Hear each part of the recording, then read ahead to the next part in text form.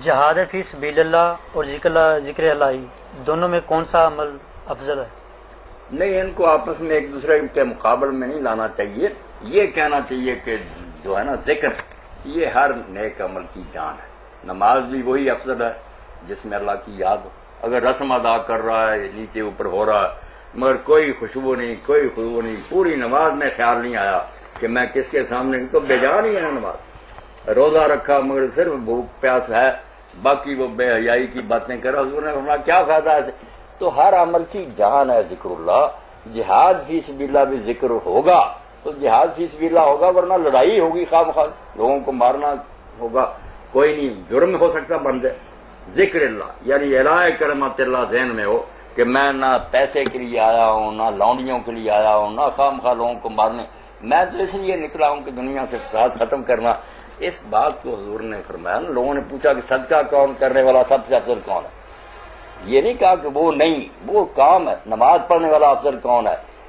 جہاد کر سب کے ساتھ حضور کہتے رہے جو اللہ کو زیادہ یاد کرتا ہے. یعنی کام وہی کرنے ہیں. مقابلے میں لے آتے نا کہ ذکر اللہ کرنے والے اور ہو جائیں، جہاد نہیں. جہاد کرنے والے، نمازیں پڑھنے والے، درس دینے والے، سبق دینے والے، بچے پڑھنے والے، سب کے ذہنوں میں نیک کام کے ساتھ ساتھ ذکر اللہ ہوا. یہ صرف اللہ کی رضا کے لیے ہم کر رہے ہیں، اللہ کو خوش کر. اگر اللہ کا خیال ذہن سے نکل گیا تو یہ سارے معاملے دنیا داری. نہ درس و تدریس کوئی نیکی رہ جاتی ہے، نہ نمازیں کوئی، بلکہ من صلی یرائی قضا شرک. دکھانے کے لیے نماز پڑھی وہ تو شرک ہو گیا. تو یہ جو کہنا کہ ان میں سے افضل کون ہے، یہ نہ کہے، یہ کہیں کہ یہ جو ساری نیکیاں ان کے ساتھ ساتھ ذکر اللہ کی کتنی ضرورت ہے. بالکل کہیں کہ ذکر اللہ ان نیکیوں کی جان ہے.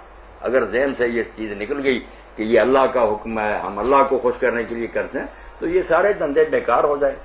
حج بھی فضول ہو جائے گا، نمازیں بیکار ہو جائے. تحریری جو سوال کہتے ہیں نا کہ ذکر اللہ کو الگ شعبہ کہ ہم اللہ اللہ کرتے رہے اور باقی لوگ مرتے پھرے. جہاد کریں اور ساتھ اللہ کو یاد کریں.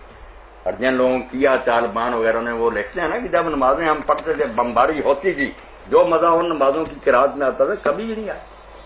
ہم یہاں بیٹھے پڑھتے رہے، کیا پتا چلے گا. مجاہد جو تلواروں کے سائے میں کھڑا پھر اللہ کو یاد کر رہا اور سمجھتا ہے